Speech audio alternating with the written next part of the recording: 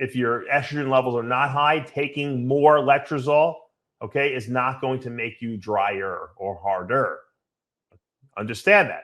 If estrogen is not high, reducing it to 0 will just make you flat and have no sex drive.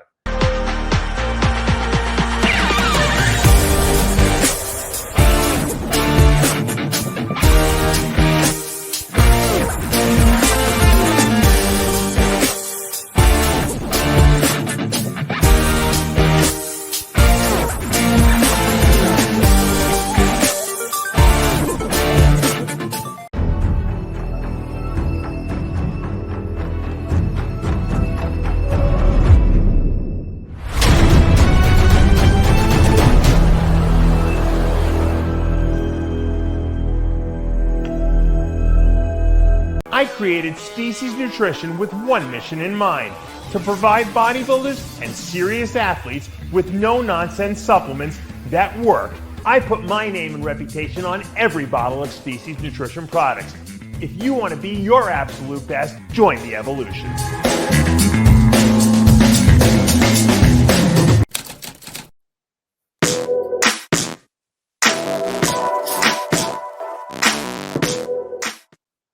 RX Television, rxmuscle.com. This is Ask Dave, your 30-minute question and answer show with Dave Palumbo.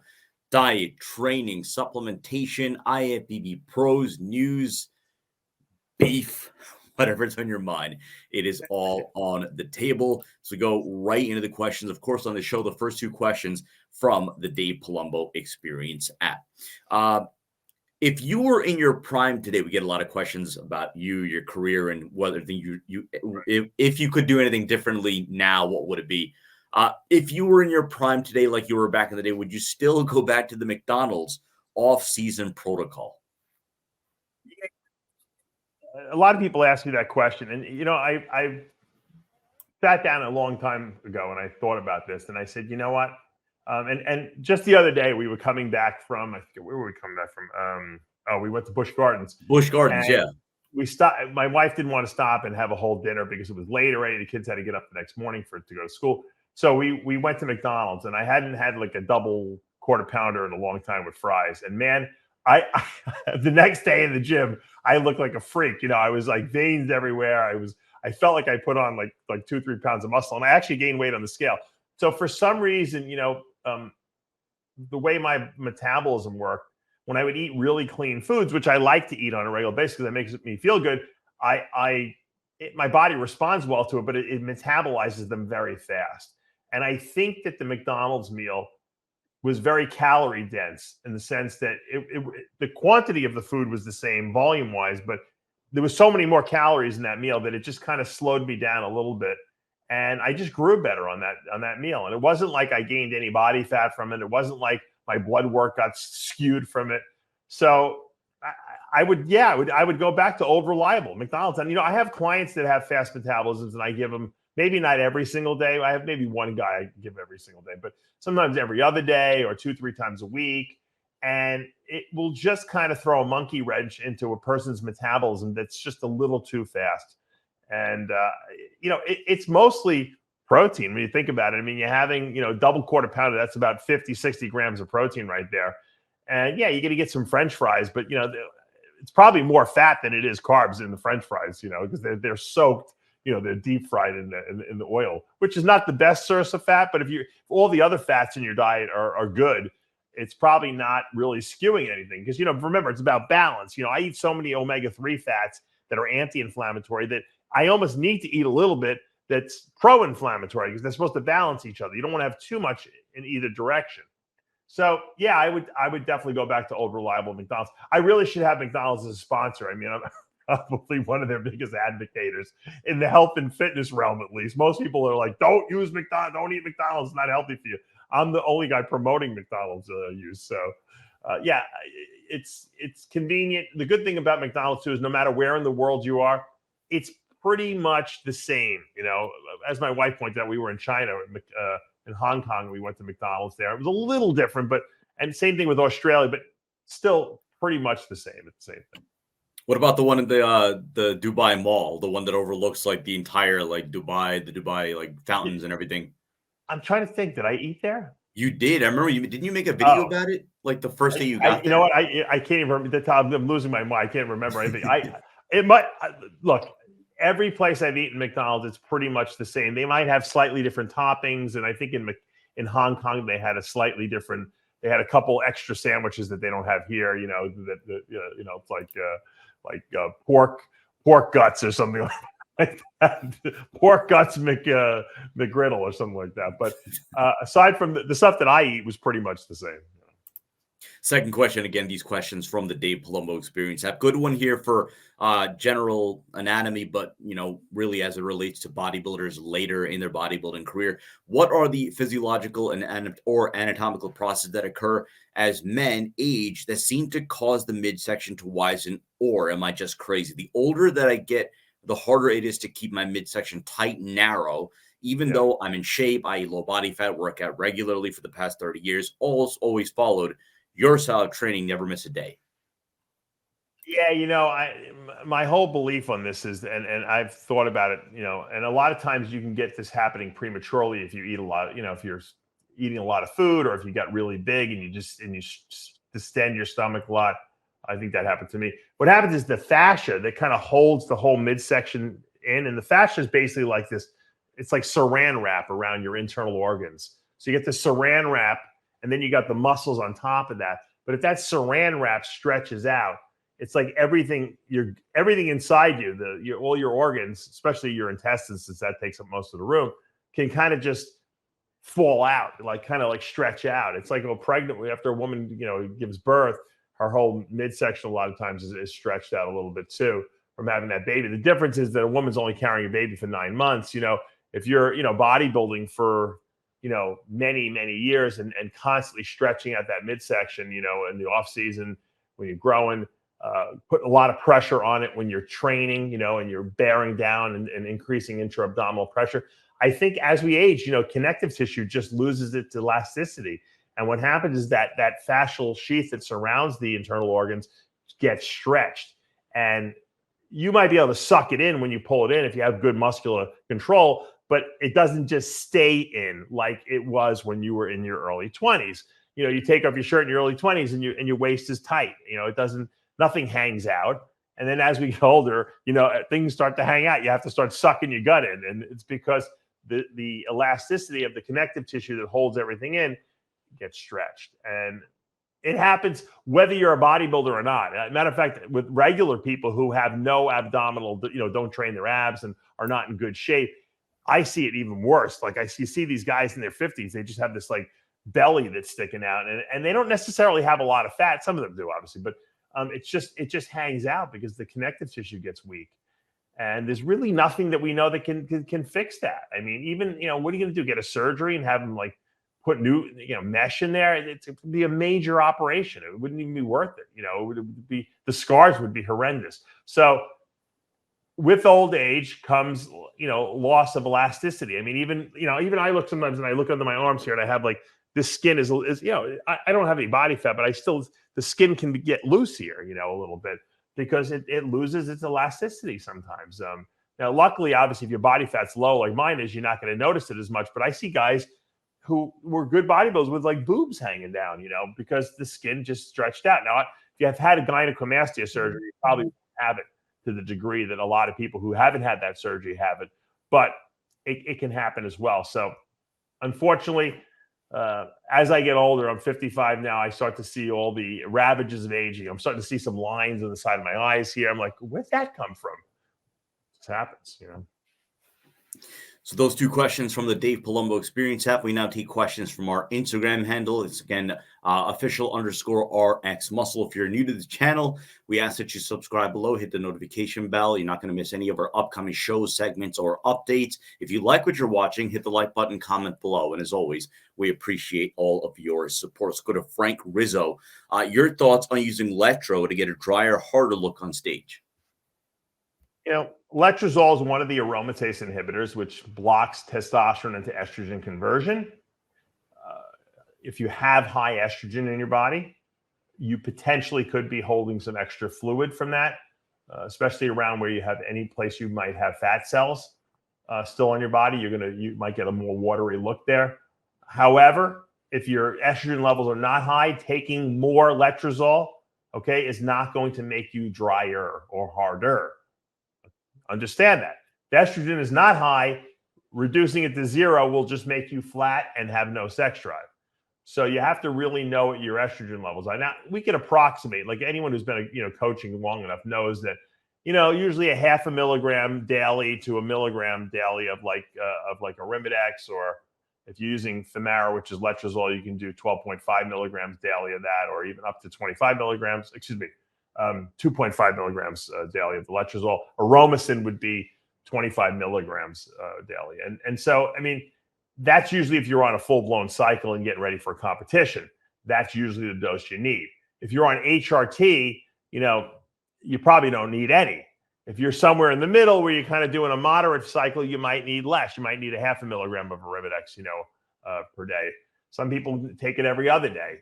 The only way to really know, is to test your estrogen levels, get blood work done, But, like I said, most of the time we can guess if you're a good coach, you kind of know what your client needs based on the cycles they're using and based on what their metabolism is. Some people, you could tell, are just high estrogen converters. Other people are not.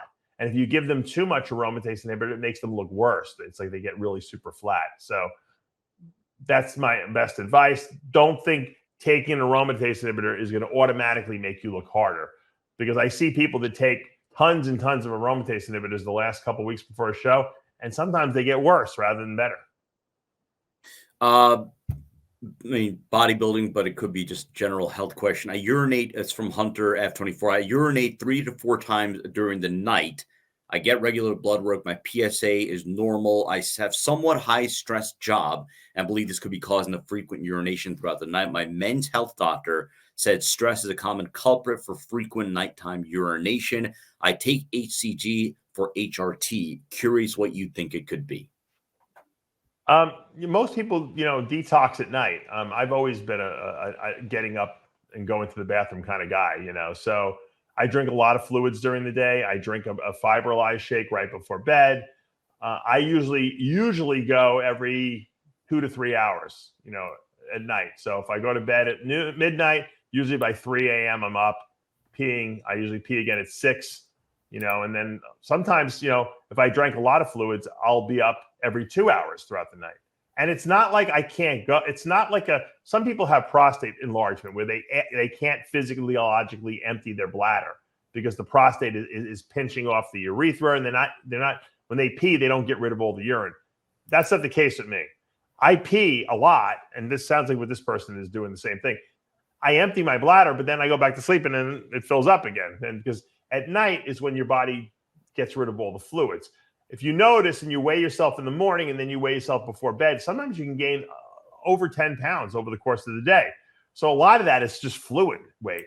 So as you're sleeping, your body is going through all its maintenance and detoxification, and your internal organs of digestion are pushing out all the food that might be left from the last meal you had. And so your body is just getting rid of all this stuff. So when you wake up in the morning, you're dry. I always tell people, especially the day of a contest, the reason why you wake up so dry overnight is because you're taking a diuretic and your body's detoxifying itself. So that's just what I've noticed. Now, if you have a problem where you're going and you're sitting on the toilet for 20 minutes because you can't get all the pee out, that's a prostate issue that you want to address with your urologist. Let's go to Ray Ryan. So this actually might be more of the full disclosure. We are pre-recording this on Tuesday. So in about an hour and a half, we do have a live episode of After Hours. This question might be more relevant to that show because in terms of the storytelling, thoughts on the career and aftermath of Craig Titus. It is a topic that you have discussed extensively over the course of the last few years, but I think that's something that, I'm sure everybody has fresh stories or stories that, have been told before, but maybe perhaps from a different angle. So you may want to consider that for After Hours. Let's go to another question. It's from Max Your Workout. Any bodybuilding utility to training legs 3 times a week? I think people have trouble recovering from 1 workout a week, much less 3. Think about it. You're breaking down massive amounts of muscle in your leg, assuming you're doing a good workout. doing full range of motion. You're doing squats, you're doing maybe leg press and or hack squats, you're doing extensions and leg curls. It's a lot of muscle of the leg to break down. And then you're going to demand that your body does it again in 2 days, and then again in another 2 days. You'll still recovering from the first workout you did when you're doing the third workout. So if you're constantly breaking down and never allowing the body to build itself back stronger and bigger, then you're not getting any benefits from the leg workout other than burning some calories. So I'm assuming this person wants to train their legs because they want to get them bigger. And maybe they think that if they train it more frequently, they'll grow better. But that's actually not the case. You know, with big body parts, they need a lot of time to rest. And if you have a weak body part, you want to train it less frequently, not more frequently. I know that the dogma thinks, well, if you got weak arms, train them twice, 3 times a week.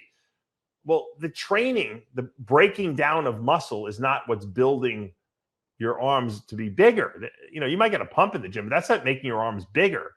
What's making your arms bigger is when your body is repairing that muscle, and the body is saying to itself, this guy broke down a lot of this. We broke down almost 95% of the muscle in this bicep. Obviously, the muscle can't handle it. Let's make it bigger. Oh, wait a second. He's doing another workout now. Just when we were about to build the muscle bigger, he broke it down again. So we never got a chance to make it bigger. Let's start building it and repairing it now again. Oh, he just did another workout. We never got to. So your body is never growing. You grow when you're not training. You don't grow while you're training. So if you have weaker legs, prioritize them. Do it after a cheat meal or something like that. Give 100% effort. Train with a training partner. Push through, plateaus. And then let those muscles repair themselves. Give them a full week. Give them more than a full week if you need it. But they got to at least have 7 days to recover. Delibrio or Arbitrio, currently taking 50 mcg of T3. How do I safely get off? I've heard you can't stop cold turkey. Well, theoretically, if you stop cold turkey, your body wouldn't be producing anything. The hypothalamus would then, not have any T3 feeding back on it, which would tend to help the hypothalamus release more, thyrotropic releasing hormone, which would then stimulate the pituitary to release TSH, which would then stimulate the thyroid gland to produce T4, and then the T4 gets converted to T3. So theoretically, you turn yourself back on. However, having said that, sometimes, there is a lag period. So what I tell people to do is no matter what dose you're on of T3, do a week of 25 micrograms per day, and then do a week of half that, 12.5 micrograms per day, and then go off. So it's like a 2-week taper off. It kind of will give your body a chance to start producing a little of its own T3 while you're tapering. And then by the time you stop, you should be back to full function thyroid gland. And that seems to work. I did it with a girl came to me. She said, I've been on thyroid T3 for 3 years straight. I'm afraid to come off. I'm like, you got to come off. And I did the protocol, just a 2-week taper off, and she was fine. And she went for blood work a month after she had gone off, and it was completely normal. Once again, feedback loop. Doesn't just because you're taking a replacement doesn't mean you're permanently shutting down your own production. It just means that your body doesn't have to produce it while you're taking it. So once you stop, your body will turn itself back on, assuming you don't have a thyroid issue, already. Let's go to Alexander Ruin. Coach, I just finished watching one of Milos Sarcev's videos on diet. He mentioned that if you could break your meals into 6 to 8, 10, same amount of food but smaller, that will be better than having your normal 5 to 6 meals. Is that true? Could you do that on days when you have the time, or is that just overthinking it? I've tried that before, like when I was dieting before, like where I'm always starving. I'm like, I wonder if I break these meals in half and just kind of have a meal every hour. And you know what? You're never quite satiated when you do that. And because you're never satiated, you're always starving. And then you can't even make it 1 hour. You want to cheat after 10 minutes of doing a meal like that. So I find that when you eat a full meal, it really kind of satisfies you. And probably what's happening, in your gut, GLP, glucagon-like peptide 1, which is released, tells your brain you're not hungry anymore, and it gets you through to the next meal. That's exactly what these drugs like Ozempic and Mounjaro that people are using to lose weight are taking. They're GLP-1 agonists. So when you put those into your body, it tells your body you're not hungry. And that's how people kind of prevent themselves from cheating on the diet, and they seem to be losing weight better on those drugs. But you want to induce that naturally. If you don't eat enough food, your body's not going to release enough GLP, and you're going to be hungry still. So it's like you're forever hungry all day long. Even though you're eating all day long, you're never really satiating your appetite. So I find that, a full meal is a better way to do that. Even though you have to wait longer to eat the next meal, it's not that much longer. I mean, what's 2 hours? I mean, come on. You can't wait 2 hours to eat another meal. Don't start micro dosing your meals. Okay. It's not worth it. Just like people say, what do you think about micro dosing, taking your shots every single day? I said, well, if you want to take a shot every single day, go ahead. It's going to make no difference whatsoever. If you're doing 3 shots a week already, doing it 7 times a week is not going to make it work better. It's not going to happen. Okay. So, but you can do it. There's no negative to it. It's just a pain in the neck. That's all. BA85MUZ, good day, Dave. I find my chest is not as full as it should be, and maybe considering it's a weak point now for me. How could I stimulate more growth? I do 4 exercises, 4 sets, 12, 10, 8, 8 of incline, flat, fly, crossover, train twice a week. Am I doing something wrong? Appreciate your insight. Training twice a week. That's what you're doing wrong. I don't need to go explain. Just go back and listen to the last question. I think a lot of people, question. A lot of people have weak body parts and they want to train it more frequently, thinking that it's going to help stimulate more growth. And unfortunately, it does the opposite. When you have a weaker body part, it probably means that the body part's weaker because it doesn't recover as well. So you don't want to do more. You want to do less or less frequently. You might want to even cut back some of your volume. Look, I've gone to the gym. When I first discovered that, lower volume worked for me, what I was doing is I went to the gym and I was doing incline bench press with a friend of mine. And we did, 135, 225, 315. We went up to 405. I did 405 for 6 reps. And then I did 465 for like 2 or 3 reps. I think he helped me. Might have even done a drop set there. And after that workout, or whatever it was, 4 or 5 sets, I'm like, I really feel like I want to go home now. And I was never one to like not want to train, but I'm like, I don't think I can get any more benefits than what I already got. I mean, I lifted maximally heavy weights. I controlled the way down and the way up. I squeezed. I went to failure. What else do I really need to do here? And, I still went and did a couple other, I think I did like 1 set of like dumbbell presses and a couple sets of flies and went home. But the bottom line is less is better sometimes. And I'm not telling you to do 1 set like the Mike Menser method from years ago, heavy duty. I'm telling you, sometimes if you have a weak body part, stimulate it and get out of the gym. Don't overdo it. If you overdo it, a lot of times you break down too much muscle, it never comes back and you don't get the benefits that you think you're going to get. Not everyone is Ronnie Coleman, who can do heavy weights and high repetitions and grow from it. He's a very, very rare individual. Trust me. RJMCC, no, I'm not going to take that question.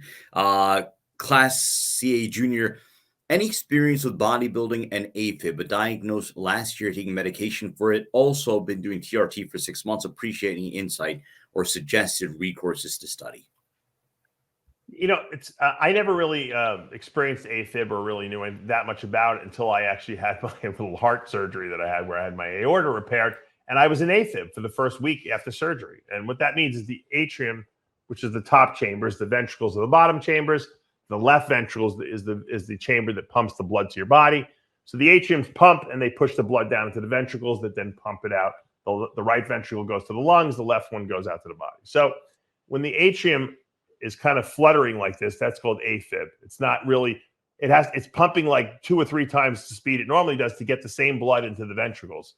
And why that happens, no one really knows. Sometimes it's an inflammatory process can cause that, which is probably what the case with the surgery I had was. A lot of people go into Afib after open heart surgery, by the way, for a week or so. When I went to the hospital when I had the pneumonia recently, I also was in Afib for a day or 2 there. The funny thing is when I go into Afib, I don't feel it at all. Some people will feel it. They feel like a fluttering in their heart. I didn't feel it at all.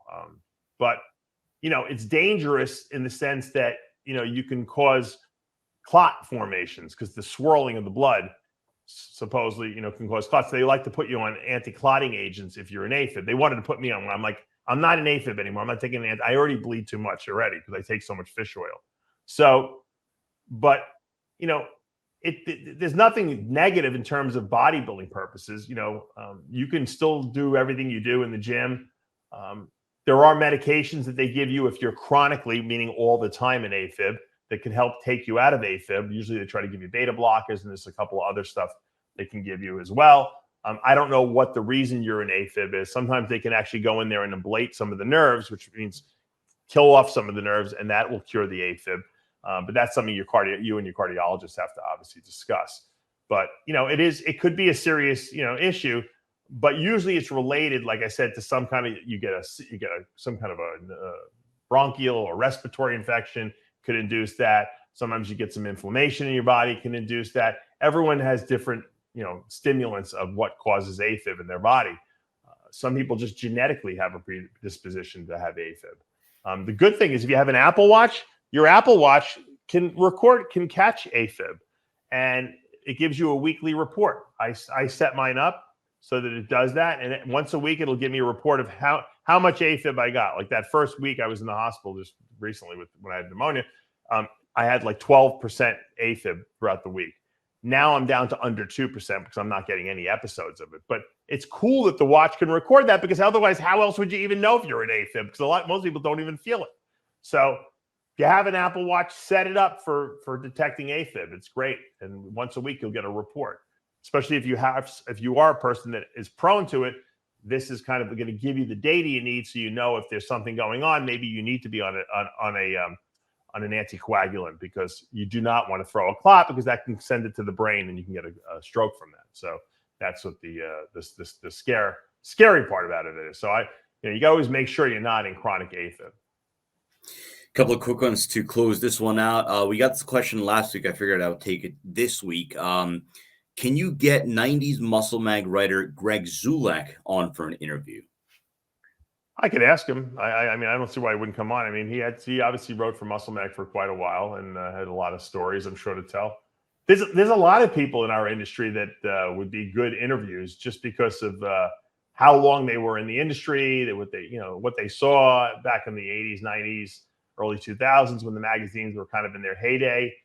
And I'm me. I love to talk to people who have good stories. Anyone who has good stories, I want to get them on the show, because I want to hear these stories. A lot of times I haven't even heard the stories. Sometimes I have, but stories are always fun. Even to get them on After Hours sometimes. Yeah. It's fun to see how they interact. Because a lot of the guys on After Hours were around during those 90s, 80s, 90s era, like Greg and John, and so it makes it even more interesting then. So I wanted to close out with this, a shout out and a congratulations. So this is not a question. We have a user who asks questions almost just about every week, and generally asks very good questions. We usually ask his questions. Nico Cantemir. Oh, yeah. Yeah. So he says he would like to thank the program and the app for helping him with the answers to his questions and the information provided by Dave. He won the gold medal at the Olympia Amateur Spain at the M-Pro Classic in the 60-year-old category this past week. And that's really freaking cool. Yeah, that's awesome. Congratulations, Nico. Yeah, that's awesome. So, I love to hear the story. I love to hear the goodwill stories. I mean, that's great. I mean, the fact that he's still going at 60 years old is a miracle in and of itself. And to get a pro card, at that age, it's awesome. So congratulations, Nico. And that is going to do for this episode of askDave. Right now on the channel, all new episode of After Hours, part 2 of last week's Iron Rage with YouTube. Just gave us all sorts of troubles to get it approved, but that's live right now on the channel. And of course, all new episode of Heavy Muscle Radio, recapping Crizzo's dominant showing at the M-Pro Classic. For Dave Palumbo, I'm Sadiq Faruqi. We'll see you next time.